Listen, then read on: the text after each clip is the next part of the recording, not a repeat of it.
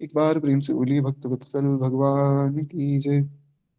तो कल की कथा में हमने सुना था एक बड़ा ही विशेष प्रसंग कि किस प्रकार श्री महाराज जी ने भक्त वल्लभा टिप्पणी को लिखा है। ये बड़ी ही अद्भुत बात है क्योंकि भक्त वल्लभा टिप्पणी लिखकर उन्होंने जीव जगत पर बड़ी कृपा की है।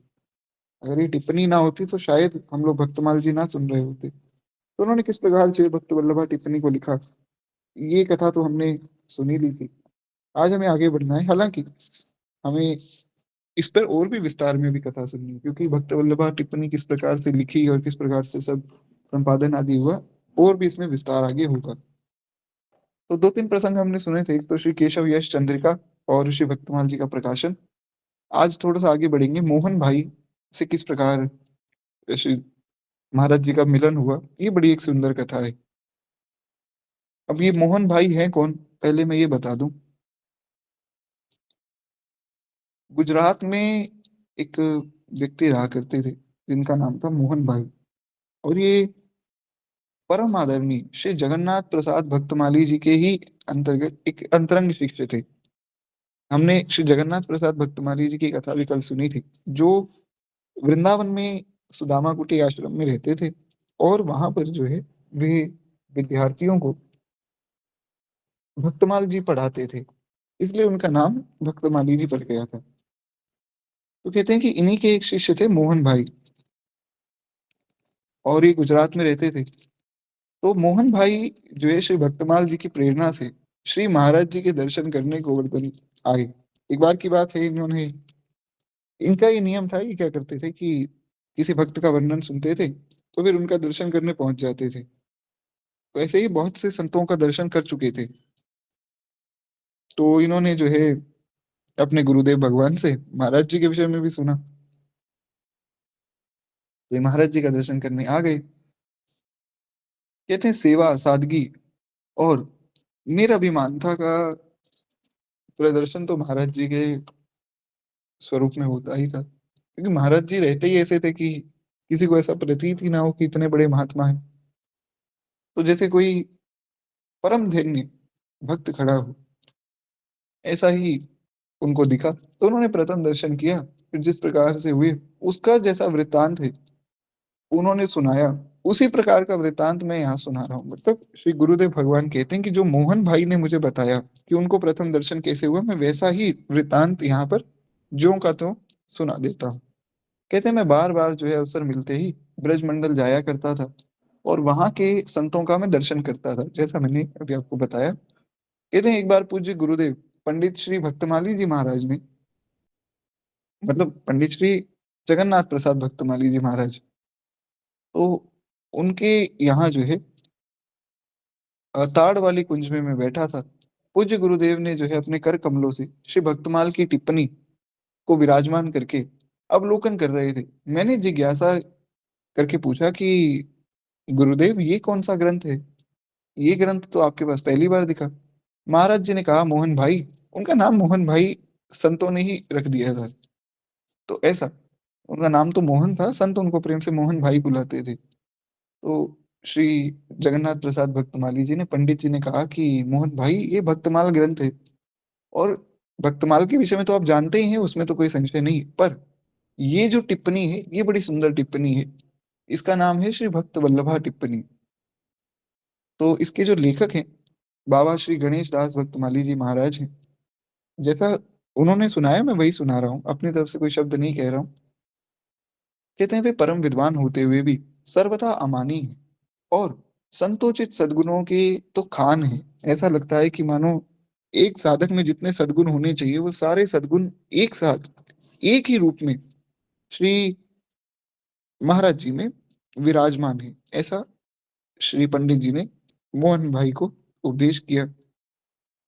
तो ऐसे थोड़ा सा उनका महिमा गान किया। कहते हैं कि वे परम विद्वान हैं और बिल्कुल अमानी, कोई भी उनके अंदर ऐसा अभिमान नहीं कि मैं इतना बड़ा महापुरुष हूँ। कहते हैं मैं आजकल इसी टिप्पणी में भक्तमाल जी जो है अपने बालकों को भी पढ़ा रहा हूँ, जो शिष्य पढ़ने आते हैं, और मैं स्वयं भी इसका थोड़ा थोड़ा पाठ करता हूँ।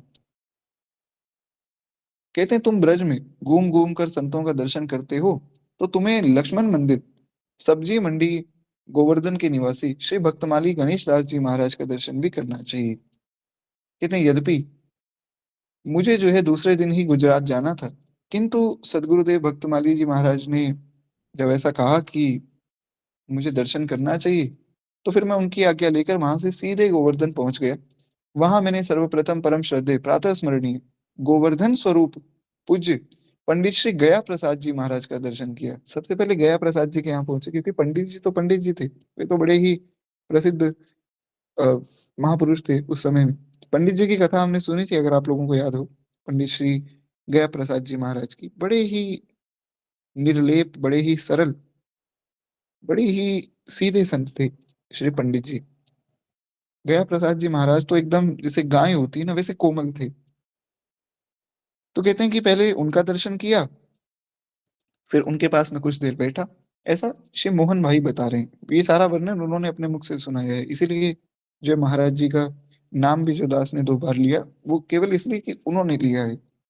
खैर, कहते हैं कि इस प्रकार से सबसे पहले मैंने उनका दर्शन किया। उन्होंने भी सत्संग के मध्य में सहज ही कह दिया, उन्होंने भी सहज ही एक बात कही कि मोहन भाई, यहाँ गोवर्धन में एक युवा संत हैं जो परम विद्वान होते हुए भी सर्वथा अमानी है। उन्होंने भक्तमाल पर एक टिप्पणी लिखी है जिसका नाम भक्त वल्लभा टिप्पणी है। तुम तो घूम घूम कर जो है संतों के दर्शन करते ही रहते हो, तो तुम्हें जो है लक्ष्मण मंदिर जाकर उनका दर्शन करना चाहिए। मैं तो सुनकर ही भाव विभल हो गया कि पहले हमारे गुरुदेव भगवान ने इनकी प्रशंसा की, अब जो है पंडित श्री गया प्रसाद जी महाराज इनकी प्रशंसा कर रहे हैं। मैं विचार करने लगा कि आचार्य कोटि के महापुरुष हैं दोनों, ये दोनों साधारण महापुरुष थोड़ी, दोनों आचार्य कोटि के महापुरुष हैं। और इन्होंने जब किसी का नाम लिया है, तो निश्चित रूप से उसका दर्शन तो करना ही चाहिए। जैसा कि मैंने पहले भी बताया था, पंडित वो नहीं है जो मूर्खों की सभा का पंडित है। पंडित वो भी नहीं है जो स्त्रियों की सभा का पंडित है। स्त्रियों की सभा का पंडित मतलब एक तो मूर्खों की सभा में पंडित हो गया कोई, सब मूर्ख बैठे हैं, उसमें से किसी एक मूर्ख ने कह दिया कि देखो भैया, भगवान नहीं है, अगर भगवान होते तो दिखते क्यों नहीं। और सब मान गए कि वाह वाह क्या बात कह दी। तो उसको पंडित नहीं कहेंगे, वो मूर्ख ही रहेगा, क्योंकि उसने मूर्खों के सामने बात कही है। मूर्खों को कुछ भी कह तो मान लेते हैं।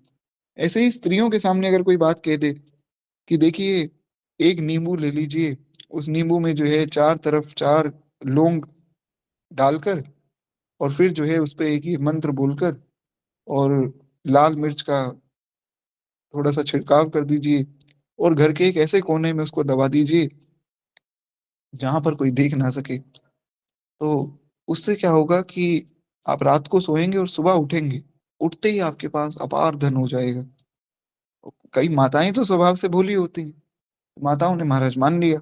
तो उसको भी पंडित नहीं कहेंगे, पंडित उसको कहेंगे जो पंडितों की सभा में पंडित है महाराज। संत वो है जिसको संत संत मानते हैं। स्वयं को जो संत माने बैठा है वो संत नहीं। हो भी सकता है ऐसा, मैं कोई ऐसे विशेष महापुरुष हैं तो मैं उनका खूब आदर करता हूँ, उनके चरणों में प्रणाम निवेदन करता हूँ, लेकिन जो स्वयं को कहता रहे कि मैं बहुत बड़ा भक्त हूँ, मुझसे बड़ा भक्त नहीं है, वास्तव में वो भक्त नहीं है। भक्त वो है जिसकी प्रशंसा संत करते हैं।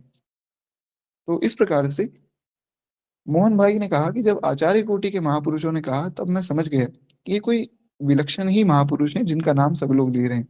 यार एक बार प्रेम से बोलिए श्री दादा गुरुदेव भगवान की जय।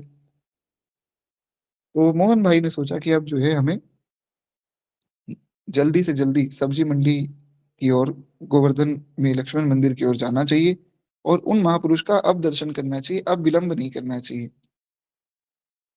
कहते हैं वहां जाकर देखा, अखाड़ा परिसर में स्थित कुएं पर जो है रसोई के बर्तन, कहाड़ी, बाल्टी, पलटा, डंकी, भगोना, परात आदि रखकर, मस्तक पर एक लाल सा गमछा बांधे हुए, एक कोपीन मात्र धारण किए हुए एक संत जो है बर्तन मांज रहे थे।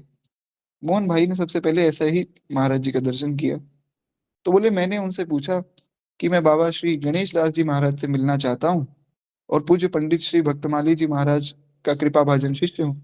यानी कि उन्होंने फिर अपना परिचय दिया कि देखिए, आप जो भी हैं, संत भगवान, मुझे श्री महाराज जी का नाम लेकर कि मुझे उनसे मिलना है, और मैं जो है पंडित जी का शिष्य हूँ, और मुझे गया प्रसाद जी महाराज ने भी उनके विषय में बताया है। तो कहते हैं कि जैसे ही मैंने उनसे प्रश्न किया, उन संत ने मुझे भीतर ले जाकर लक्ष्मण मंदिर के जगमोहन में जो है कंबल का आसन बिछाकर बिठा दिया, और जैसे ही मुझे बिठाया और कहा कि मैं बस अभी आता हूँ, आप यहाँ कुछ समय तक बैठिए। तो मोहन भाई कहते हैं कि मैं बैठ गया। मैं ये सोचने लगा कि अब ये महात्मा जो है जाएंगे और जाकर जो है श्री महाराज जी को सूचित करेंगे, और महाराज जी को जब सूचित करेंगे तब वे महाराज जी आएंगे, फिर वे हमें दर्शन देंगे, ऐसा वो मोहन भाई मन में सोचने लगे।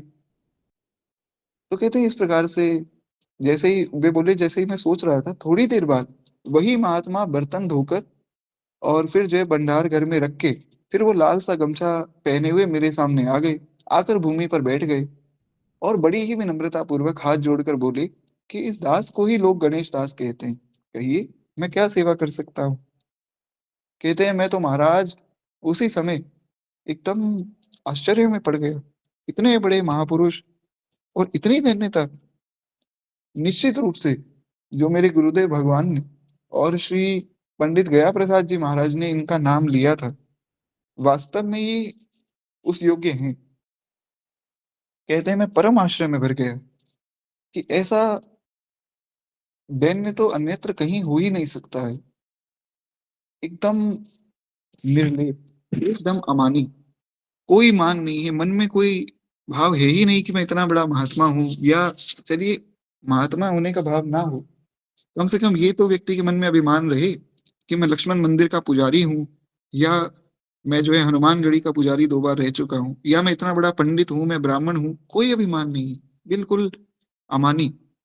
कहते कि मैं समझ ही नहीं पाया कि मेरे साथ हो क्या गया। कहते मेरे मन में कल्पना भी नहीं थी कि जिनके संबंध में ब्रजमंडल के श्रेष्ठतम महापुरुष, ब्रजमंडल की श्रेष्ठतम विभूतियां और पंडित जी जैसे महापुरुष ये अपना भाव प्रकट कर रहे हैं, वे यही इतने सहज, इतने सरल, इतना साधारण। मन में आया कि निश्चित ही ऐसे महापुरुष, इन्हीं महापुरुषों के विषय में जो है सब महापुरुष चर्चा सुनाते हैं। कहते हैं भक्तमाल में ऐसे ही महापुरुषों का वर्णन किया गया है। इसीलिए जब ये कथा शुरू हुई थी मैंने आपको पहले ही कहा था कि श्री दादा गुरुदेव भगवान का जो चरित्र है वो भक्तमाल स्वरूप ही है, वो अपने आप में ही भक्तमाल है। कहते हैं मन में आया कि निश्चित ही जो है महाराज जी के चरणों में साष्टांग प्रणाम करना चाहिए, और फिर जो है इन्होंने साष्टांग प्रणाम भी किया। कहते हैं मैं साष्टांग पड़ गया उनके चरणों में, मेरे नेत्र सजल हो उठे। आज भी मैं उस घटना का स्मरण करके एकदम आनंदित अनुभव करता हूँ। उनकी सहज, सरल, अभिमान शून्य वाणी। उन्होंने कहा कि इस दास को ही लोग गणेश दास कहते हैं, कहिए मैं क्या सेवा करूं। ये कानों में आज भी गूंज जाती है जब मैं उनका स्मरण करता हूँ, आज भी मुझे वही शब्द सुनाई पड़ते हैं। इस प्रकार जो है प्रथम दर्शन में ही मेरे हृदय सिंहासन पर श्री सदगुरुदेव भक्तमाली जी जो है विराजमान हो गए, और साथ में मेरे हृदय सिंहासन पर श्री गुरुदेव भगवान के समान ही मैंने उनको विराजमान किया। यानी कि मेरे गुरुदेव के समान ही उनको मैं आज भी मानता हूँ। मेरे लिए उनमें और मेरे गुरुदेव में कोई भेद नहीं। वास्तव में तो महाराज संतों में कहीं कोई भेद है ही नहीं। संत सभी गुरुदेव हैं, व्यास ही है प्रतीति, आदि मध्य और अंत में सब रसिकन की रीति। श्री हरिनाम व्यास जी महाराज कहते हैं कि सब संत ही महाराज गुरु स्वरूप ही हैं। तो इस प्रकार वे कहते हैं कि मैं आज भी बड़ा आश्चर्यचकित हो जाता हूँ जब मैं इस दृश्य का अनुभव करता हूँ। वो कहते हैं कि उस समय मैंने महाराज जी से जिज्ञासा की कि आप जो है बर्तन मांज रहे हैं और बाकी सब संत सो रहे हैं। महाराज जी ये बात तो ठीक नहीं लगी। आप यहाँ के मुख्य पुजारी हैं, आप महाराज यहाँ के महंत हैं और सबसे वरिष्ठ हैं आप यहाँ पे, तो आप बर्तन मांज रहे हैं, लोग सो रहे हैं।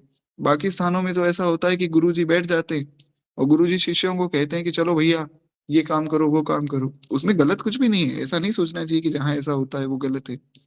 गलत कुछ भी नहीं है, गुरुदेव अपने शिष्यों को तैयार करते हैं, वो ठीक है। पर महाराज जी तो अपने भाव में रहते थे, तो वे किसी से ज्यादा काम करवाते नहीं थे। वे बड़े ही दयालु स्वभाव के व्यक्ति थे, बहुत ही दयालु। इतनी करुणा कि शायद भगवान की करुणा भी फीकी पड़ जाए, इतनी करुणा उनके अंदर थी। तो यही बात जो मोहन भाई ने पूछी, उन्होंने कहा महाराज जी बाकी सब लोग सो रहे हैं, आप बर्तन मांज रहे हैं, ऐसा क्यों? क्या ये जितने भी संत हैं, ये सेवा नहीं कर सकते? या क्या ये लोग सेवा करना नहीं चाहते? ये बात मुझे बिल्कुल ठीक नहीं लगी कि आपके होते हुए और आपके शिष्य हैं सब, आपके शिष्य आपके सामने सो रहे हैं और आप बर्तन माँज रहे हैं। महाराज जी ने कहा कि भैया, संतों से सेवा हम कैसे ले सकते हैं? संतों को इसलिए थोड़ी रखा जाता है कि संतों से सेवा ली जाए। ये सब भगवान के भक्त हैं, संत जन हैं, इनकी तो मुझे सेवा करनी चाहिए। कहते हैं कि संतों की सबसे बड़ी सेवा यही है कि वे पंगत में बैठें, खूब प्रेम से प्रसाद पालें और खूब प्रेम से आशीर्वाद दें, बस। बाकी संतों से कोई काम थोड़ी करवाया जाता है। तो ये है श्री दादा गुरुदेव भगवान की दृष्टि। उनकी दृष्टि में प्रत्येक मनुष्य भगवान का भक्त ही है, और वे सब में भगवान के भक्त का दर्शन करते थे। तो इसलिए कभी भी किसी को डांटना, कभी भी किसी को महाराज फटकार देना या उससे कोई काम करवाना या उसको उसकी बात को काट देना, महाराज जी का स्वभाव ये रहा ही नहीं। उनकी दृष्टि ही ऐसी हो गई थी कि वे सर्वत्र ही भगवान का, भगवान के भक्तों का ही दर्शन करते थे। इसलिए उनका जो चरित्र है आप देखिए, कभी भी उनको क्रोध आया ही नहीं। कहते हैं कि मैं फिर से आश्चर्य में पड़ गया कि महाराज जी की बातें भी बड़ी निराली।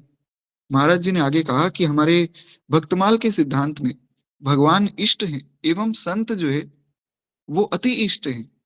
भगवान को इष्ट माना गया भक्तमाल जी में, हम आगे इसका वर्णन सुनेंगे। और जो संत हैं वो महाराज अति इष्ट हैं, वो भगवान के भी इष्ट हैं। इसलिए इष्ट के इष्ट को अति इष्ट कहा जाता है। हमारे इष्ट भगवान हैं और भगवान के इष्ट जो है संत हैं। इसलिए इष्ट का चरणामृत लिया जाता है, चरण रज ली जाती है, प्रसाद लिया जाता है। इसीलिए वैष्णव श्री राम कृष्ण नारायण का चरणामृत प्रसाद एवं चरण जल लेते हैं। आप लोग भी लेते होंगे निश्चित रूप से। कहते हैं इस प्रकार भगवान को भी अपने इष्टों के चरणामृत लेने की बड़ी उत्कंठा रहती है। इसीलिए तो भगवान ने सुदामा जी के चरण धोए। हमने सुना सुदामा जी के चरण महाराज भगवान ने पखारे हैं और पखार कर जो है चरण जल पिया है। भगवान ने सुदामा जी के चरणों का जल पिया है। अभी हमने जो भक्तमाल जी की कथा में यही तो भाव सुना कि भगवान भक्त के पीछे पीछे दौड़ते हैं कि मुझे इस भक्त के चरणों की रज प्राप्त हो जाए। अहम भक्त पराधीन हूँ, मैं भक्तों के अधीन हूँ, ऐसा श्री भगवान का ही वचन है। तो खैर एक बार प्रेम से बोलिए भक्त वत्सल भगवान की जय। तो कहते हैं इस प्रकार से अर्थात लोक पावन भगवान ने सुदामा जी के चरणामृत लेकर उसको मस्तक पर चढ़ाया है, और भगवान जो है भक्त चरण रज भी लेते हैं। इसका भी एक यहाँ पर एक भाव कहा गया है। श्री गुरुदेव भगवान उसको स्पष्ट करते हैं। कहते हैं कि जो निरपेक्ष, मननशील, शांत और निर्वैर समदर्शी हैं, ऐसे संतों के मैं पीछे पीछे भागता हूँ। ये श्रीमद् भागवत का अच्छा वही श्लोक आ गया। खैर भगवान की कृपा देखिए कि अभी हमने भक्तमाल जी में इस श्लोक की चर्चा की। ये श्लोक तो मुझे याद नहीं था, पर वही श्लोक यहाँ पर हमें मिल भी गया। तो ऐसा समझिए कि श्री दादा गुरुदेव भगवान हमारे साथ भागवत जी की श्रीमद् भक्तमाल जी की कथा सुन ही रहे थे और उन्होंने ये श्लोक सुझा दिया। तो एक बार प्रेम से बोलिए श्री महाराज जी की जय। बड़ी कृपा है महाराज। कहते हैं इस प्रकार से, निरपेक्षम मुनि शांतम निर्वैरम समदर्शिनम अनुव्रजहम नित्यम पेये यज्ञम दिरोमणि।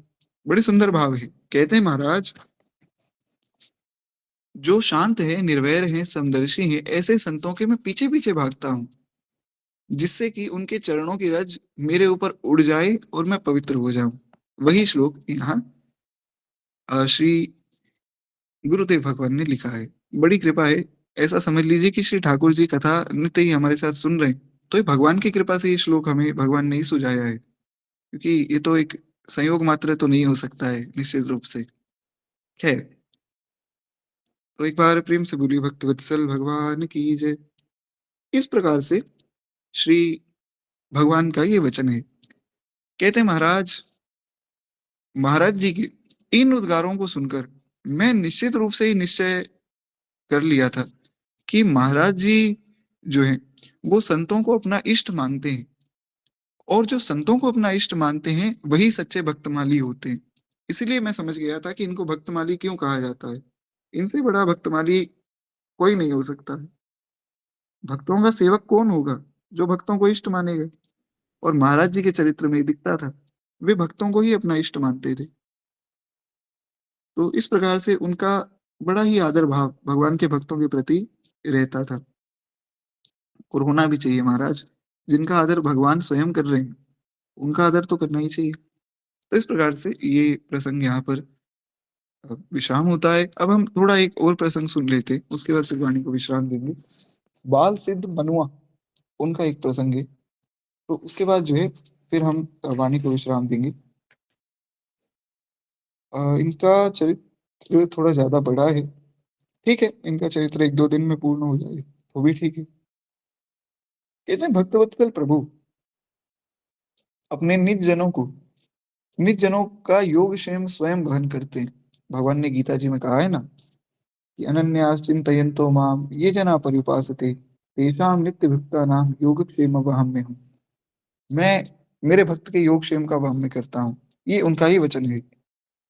अप्राप्त की प्राप्ति का नाम योग है और प्राप्त के संरक्षण को क्षेम कहते हैं। यानी कि भगवान कहते हैं जो मेरे भक्त के पास नहीं है और उसको उसकी आवश्यकता है वो मैं उसको देता हूँ, और जो उसके पास पहले से है उसकी मैं रक्षा भी करता हूँ।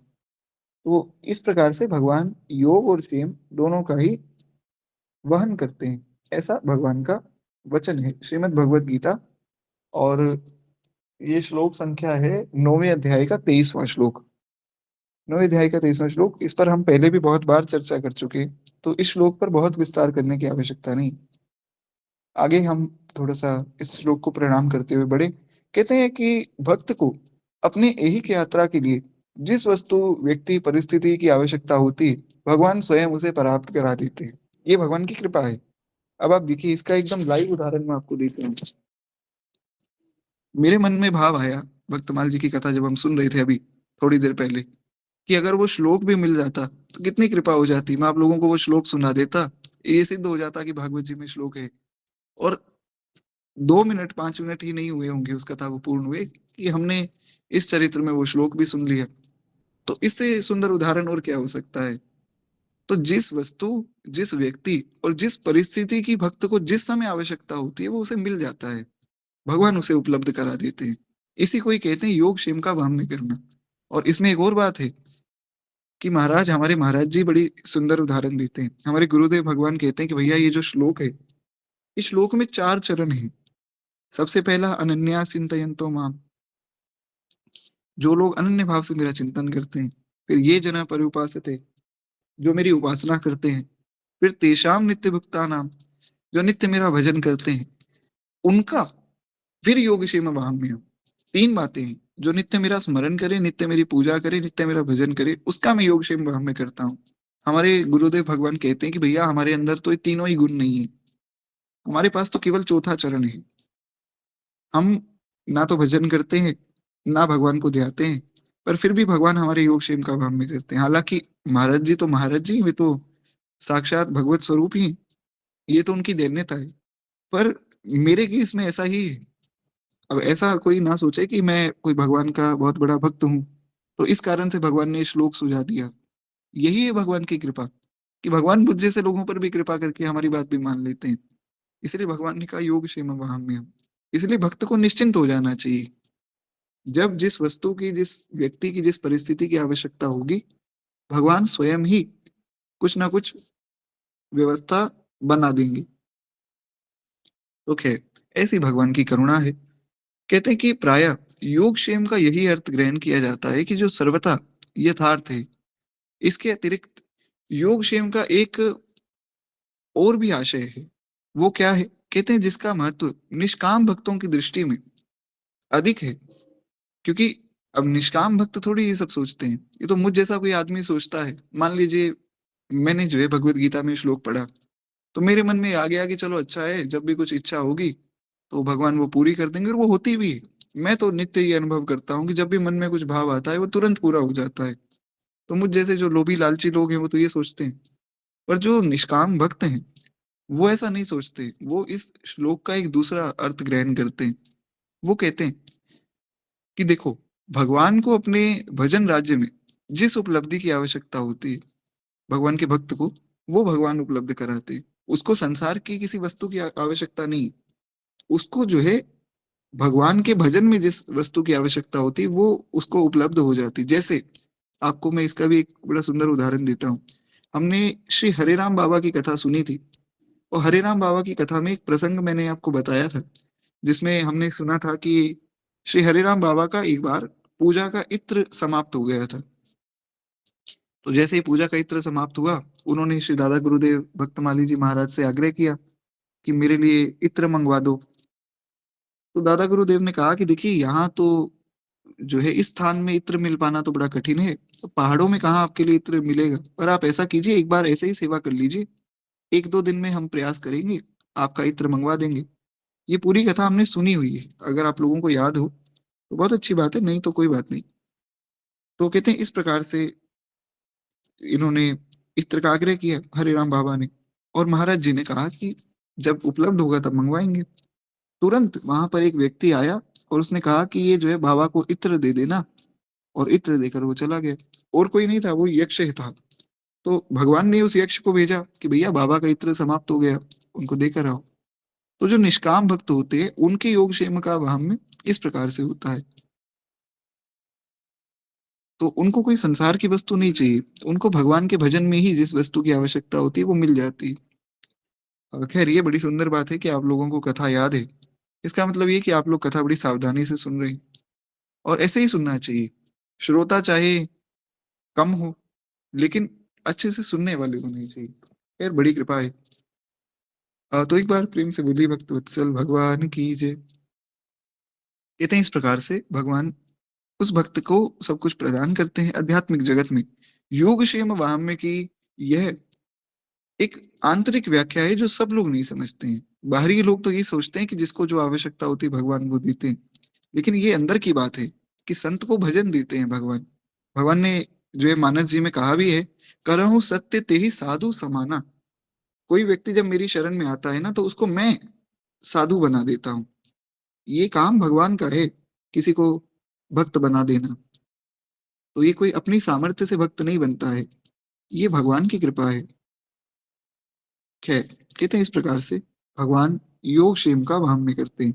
और कहते हैं बाल सिद्ध मनुआ का जो है श्री महाराज जी से मिलन इसी भगवदीय योग क्षेम व्यवस्था के अंतर्गत हुआ था। अब ये इतनी चर्चा हमने जो इस श्लोक पर की है वो इसीलिए की है कि इस श्लोक के कारण ही ये जो बाल सिद्ध मनुआ जी हैं, इनका भी मिलन महाराज जी से ऐसे ही हुआ था। हुआ क्या था कि जो मनुआ जी थे, ये एक योग भ्रष्ट साधक थे, जिन्हें अपने अविष्ट कल्याण पथ पर चलने के लिए महाराज जी जैसे मार्गदर्शक का एक सत्संग और नितांत उसकी आवश्यकता थी। उनको एक महाराज जी जैसा मार्गदर्शक, एक गाइड चाहिए था। योग भ्रष्ट कौन होता है? योग भ्रष्ट वो होता है कि जैसे मान लीजिए कोई एक व्यक्ति है जिसने पूरे जीवन भगवान का ध्यान किया, भगवान का स्मरण किया, और अंत में जो है कुछ ऐसा काम कर दिया, या उसका अंत जो है ऐसे समय पर हो गया जब वो पूर्ण रूप से सिद्ध नहीं हो पाया।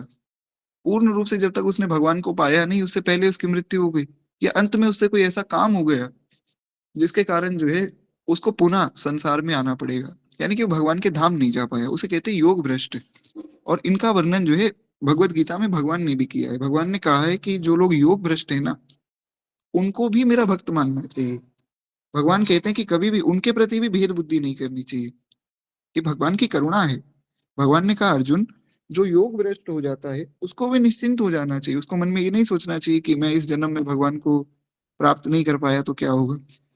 उसका जो साधन है, जितना उसने इस जन्म में किया है, उतना ही साधन उसका अगले जन्म में उसको प्राप्त हो जाएगा, और जैसे ही उसका जन्म होगा उसकी भक्ति फिर अगले पड़ाव से चालू होगी। तो ऐसा जो है योग भ्रष्टों का वर्णन भगवत गीता में भी प्राप्त होता है। तो कहते हैं ये जो मनुआ जी थे, ये भी ऐसे ही एक योग भ्रष्ट साधक थे, और इनको एक मार्गदर्शक की आवश्यकता थी। एक मार्गदर्शक जीवन में अवश्य होना चाहिए। कोई ना कोई एक व्यक्ति ऐसा हो जिससे जीवन में हम कुछ सत्संग की, कुछ भक्तों की, भगवान की, भक्ति की बातों को समझें, और वे हमें जो एक पथ दिखावें। ये बड़ा आवश्यक है, क्योंकि जब तक संतों के शरण में हम नहीं रहेंगे, तब तक फिर अहंकार मन में आ जाएगा, तब ये लगेगा कि हम ही सब कुछ कर रहे हैं महाराज। तो इस प्रकार से एक मार्गदर्शक होना चाहिए। गुरुदेव भगवान के रूप में, ऐसा समझना चाहिए। तो कहते हैं इस प्रकार से भगवान के मंगलमय विधान के अनुसार मनुआ को गोवर्धन में जो है श्री महाराज जी का संग सानिध्य प्राप्त हुआ, जिसके प्रभाव से वे अपने श्रेय मार्ग की जो है प्रकृति एवं उनके अपने संस्कारों के अनुरूप सूक्ष्म जगत में विद्यमान योग सिद्ध महापुरुषों की श्रेणी में जाकर सम्मिलित हो गए। तो ये मनुआ जी का कल्याण हुआ किस प्रकार, वो कथा हमें सुननी है। हुआ क्या था कि महाराज जी की कृपा इनको मिली। कृपा जैसे ही मिली तब ये जो अंतरंग योगी है, जैसा मैंने आपको पहले भी बताया था कि आज भी ऐसे बहुत से महात्मा, बहुत से योगी, बहुत से महापुरुष, बहुत से ऋषिगण हैं जो कलयुग में भी विराजमान है, पर वे कहाँ विराजमान है, किस रूप में विराजमान है, ये कोई नहीं जानता है। तो ये मनुआ जी उनके बीच में जाकर स्थित हो गए महाराज जी की कृपा से। जो भी कुछ हुआ केवल महाराज जी की कृपा से हुआ। हमारे गुरुदेव भगवान कहते हैं कि भैया किसी व्यक्ति के जीवन में लेश मात्र भी अगर कुछ अच्छा दिखता है, तो ये केवल और केवल संत और सदगुरु की कृपा है, बस। उस व्यक्ति का कोई उसमें पुरुषार्थ नहीं है। तो कहते हैं इस प्रकार से ये मनुआ जी वहां स्थित हुए, कैसे हुए वो हमें सुनना है। कहते हैं लक्ष्मण मंदिर गोवर्धन में उन दिनों श्री बलराम, नहीं बालक राम, क्षमा चाहूंगा, श्री बालक राम द्विवेदी जी नाम के एक सज्जन महाराज जी के संपर्क में रहते थे। और फारुखाबाद जिले में अनिभोज ग्राम के निवासी श्री द्विवेदी जी गोवर्धन में वहां पर जो है खूब प्रेम से सेवा करते थे उस लक्ष्मण मंदिर में। तो ये जो बालक राम जी थे, ये अनिभोज नाम के गांव में रहते थे। कहते हैं कि ये जो श्री बालक राम जी थे, ये महाराज जी के बड़े प्रिय भी थे। कहते हैं आप महाराज जी के परिकर में सीओ साहब के नाम से जाने जाते थे। इनको सब लोग सीओ साहब कहते थे, क्योंकि ये गोवर्धन में मंदिर में तो सेवा करते ही थे, पर जो इनका खुद का काम था वो सीईओ का ही काम था। कहते हैं कि द्विवेदी जी सरल, निष्प्रिय और निर्भीक एवं विद्वान पुरुष थे। सरकारी नौकरी थी, सीईओ थे महाराज। तो कहते हैं सरकारी सेवा के कार्य में बचे हुए समय का सदुपयोग करने के लिए महाराज जी के सानिध्य में गोवर्धन मंदिर आते, वहां फिर सेवा करते थे। कहते हैं कि इन द्विवेदी जी के पुत्र थे बाल सिद्ध मनुआ। ये बालक राम जी द्विवेदी जी जो सरकारी नौकरी में थे, महाराज जी के अंतरंग शिष्य थे, और इनके ही पुत्र थे श्री बालक राम मनुआ जी, श्री बाल सिद्ध मनुआ जी। कहते हैं कि बालक मनुआ के बाल्यावस्था से ही अद्भुत देवीय लक्षण दिखाई देने लगे, क्योंकि जैसा मैंने अभी आपको बताया कि योग भ्रष्ट महात्मा थे, तो निश्चित रूप से पिछले जन्म में कोई महापुरुष रहे होंगे। तो कहते हैं बचपन से ही ये बड़े दिव्य लक्षणों के साथ ये आए थे, और ऐसे बहुत से चमत्कारी शक्तियां बाल्यकाल में ही इनको प्राप्त हो गई थी, जिनके प्रभाव से वे आश्चर्यचकित कर देने वाले अनेक कार्य कर सकते थे। कहते हैं वह भूत प्रेत संबंधी बाधाओं का सहज ही निवारण कर देता था। जो बालक मनुआ था वो उनकी बात हो रही। कहते महाराज किसी के साथ यदि कोई अप्रत्याशित दुर्घटना होने वाली हो तो उसको पहले ही बता देते थे कि इस प्रकार जो है आपके साथ ये होने वाला है।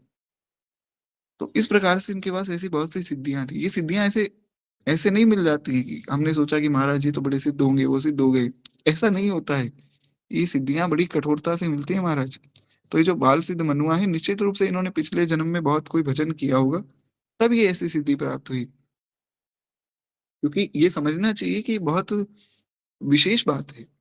सिद्धि होना बहुत विशेष बात नहीं है, पर भजन करना बहुत विशेष बात है। क्योंकि सिद्धि तो मुझ जैसे लोगों में भी लोगों को भ्रम हो जाता है। हमारे ग्रुप की बात है, अभी कुछ दिन पहले मैसेज आया कि भैया आप तो जो किसी ने बताया है कि आप बड़े सिद्ध हैं, तो मुझे ये बता दीजिए कि मेरे जीवन में आगे क्या होगा। तो मैंने पहले तो नाम पूछा कि भैया किसने बताया। बोले वो तो मैं नहीं बताऊंगा, आप बस मेरे बारे में बताइए। तो मुझ जैसे ढोंगी पाखंडी लोग भी लोगों को सिद्ध लग रहे हैं। ऐसा कोई सिद्धि नहीं होती, ये तो सब नाटक है, दिखावा है। पर यहाँ जो इनके पास सिद्धि है वो भजन के प्रभाव से सिद्धि है। वो सिद्धि ऐसे नहीं है कि किसी को हमने कह दिया कि भगवान का भजन करते होंगे सिद्ध होंगे। खैर भक्त तो सिद्धियों से दूर ही रहते हैं थोड़ा सा। तो कहते हैं इस प्रकार से वो व्यक्ति पहले ही सब जान लेता है कि होने क्या वाला है, और फिर उसकी रक्षा भी कर लेते थे ये मनुआ जी। और रोगियों को जटिल जो है व्याधियों से भी ये बचा लेते थे। इनके पास हर चीज की दवाई थी, और उसके पास जो है एक बड़ी अद्भुत सिद्धि थी। अपनी इच्छा अनुसार वे कुछ ही समय में दूर दूर की यात्रा कर सकता था। मन में भाव आया कि चलो महाराज वृंदावन जाकर आए, तो कुछ ही समय में वृंदावन पहुंच जाते थे। ये बाल्यावस्था की बात है, बचपन में ऐसी सिद्धियां थी इनके पास। तो कहते हैं ऐसी ही कुछ घटनाओं का उल्लेख यहाँ पर किया जा रहा है। एक घटना हम अभी सुन लेते हैं, बाकी फिर कल सुनेंगे। तो केवल 2-5 मिनट और दीजिए, एक बार प्रेम से बोलिए भक्त वत्सल भगवान की जय। कहते महाराज गोवर्धन में एक ऐसे संत आए जिन्हें गांजा पीने का बहुत भारी दुर्व्यसन था। तो वे गांजा पीते थे, और ऐसे दृढ़ अभ्यास में वे पड़ चुके थे कि बिना गांजे के वे रह नहीं सकते थे। उन दिनों गांजा बेचने पर प्रतिबंध था, इलीगल है। आज पता नहीं भगवान जाने लीगल है या नहीं, महाराज जी ने तो उन दिनों लिखा है, उन दिनों तो इलीगल ही था। कहते हैं इस कारण वे सभी स्थानों पर मिल नहीं पाता था। तो अब ये बड़े ही आदी थे, इनको तो चाहिए था। कहते हैं मथुरा सरकार के द्वारा अनुमोदित दुकान पर ही उसकी प्राप्ति संभव थी। तो इधर वे संत जी जो है अपने व्यसन के अनुरूप समय पर गांजा ना मिलने से बेचैन होने लगे, और संत जी की व्यथा इतनी बढ़ गई कि इसका निवारण करना संभव नहीं था। कहते परंतु अब किया क्या जाए, सरकारी प्रतिबंध के कारण गांजा आसपास तो कहीं मिलना संभव नहीं, और मथुरा में वहां लगभग 20-22 किलोमीटर तक, ऐसा समझ लीजिए 25 किलोमीटर तक ही, दूर दूर तक कोई ऐसी दुकान भी नहीं थी जहां से मिल सके। परिस्थिति को जान समझकर ये बालक मनुआ ने कहा कि यह कार्य मैं करूंगा। जो लोग उसकी असाधारण शक्तियों से परिचित नहीं थे, उन्होंने सोचा कि ये बालक है, कैसी बातें कर रहा है, ये क्या कर लेगा। लेकिन जो लोग जानते थे वे चकित हो गए, वे समझते थे महाराज। कहते हैं कि 5 मिनट के अंदर अंदर मनुआ जी मथुरा शहर में गए, वहां उस निर्धारित दुकान से गांजा खरीदा, खरीद कर 5 मिनट में वापस भी आ गए। आप सोचिए कोई एक छोटा सा बालक 22 किलोमीटर पैदल चलकर जाएगा तो उसको कितना समय लगेगा। 22 किलोमीटर क्या, 1 किलोमीटर भी अगर कोई चलकर जाए तो भी 5 मिनट में नहीं जा सकता है। तो 22 किलोमीटर गए, 22 किलोमीटर आए, तो लगभग 40-45 किलोमीटर वे चले, और 5 मिनट में वापस आ गए। तो सब लोग बड़े हैरान हो गए। कहते हैं कि मनुआ ने सबको हैरान कर दिया। अनुमान किया जा सकता है कि गोवर्धन से मथुरा आने जाने में तो कुछ ही क्षण उन्हें लगे होंगे, 5 मिनट का शेष समय तो दुकानदार से गांजा खरीदने में लगा होगा, तो आने जाने में तो कुछ 1-2 मिनट ही लगे होंगे। तो ये उनकी सिद्धि थी। खैर, अब उनका किस प्रकार से कल्याण हुआ, क्योंकि ये सिद्धि होना कोई बहुत अच्छी बात नहीं है। ऐसा मन में नहीं सोचना है कि इनके पास सिद्धि थी तो ये बहुत अच्छी बात है। सिद्धि होना कोई बहुत अच्छी बात नहीं है। जैसा मैंने बताया, सिद्धि तो मुझ जैसे जो पाखंडी लोग हैं वो भी खुद को सिद्ध बताते हैं। अब मैंने एक बार एक बात बता दी हमारे जो एडमिन हैं उनको, मैंने कहा जी 2 महीने बाद ग्रुप में कुछ ऐसा होगा, वो हो गया। तो उनको लगने लग गया कि मैं सिद्ध हूँ। मैं कोई सिद्ध नहीं हूँ, मैंने तो ऐसे ही बोल दिया था। तो मैं ऐसे ही कुछ भी बोल देता हूँ, वो भगवान की दया से 1-2 बातें सच हो गई तो सबको लगने लग गया कि मैं सिद्ध हूँ। ऐसा नहीं है। तो सिद्ध होना कोई बहुत साधारण बात भी नहीं है, और कोई बहुत अच्छी बात भी नहीं है। किस प्रकार से इनका कल्याण हुआ है मनुआ जी का, और किस प्रकार से ये भगवान को प्राप्त करेंगे महाराज जी की कृपा से, वो हम कल की कथा में सुनेंगे। आज वाणी को ही विश्राम देते हुए पर प्रेम से बोलिए भक्त वत्सल भगवान की जय। केवल 2 मिनट प्रेम से हम लोग जो है श्री भक्तमाल जी की आरती करें, उसके बाद फिर वाणी को विश्राम देंगे। इस धन्य नाभा भारती की आरती आरत हरे, ये भक्त भगवत की कथा सब विश्व का मंगल करे। इस धन्य नाभा भारती की आरती आरत हरे, नर जाति जब माया विवश अज्ञान तम में पग गई, जन भारती आभा तभी जग जग गई जगमग गई। अज्ञान माया मोह तम की काली माँ कलई धुली, सत प्रेम समता सत्य सुख शुचि कंज कलिकाई खिली।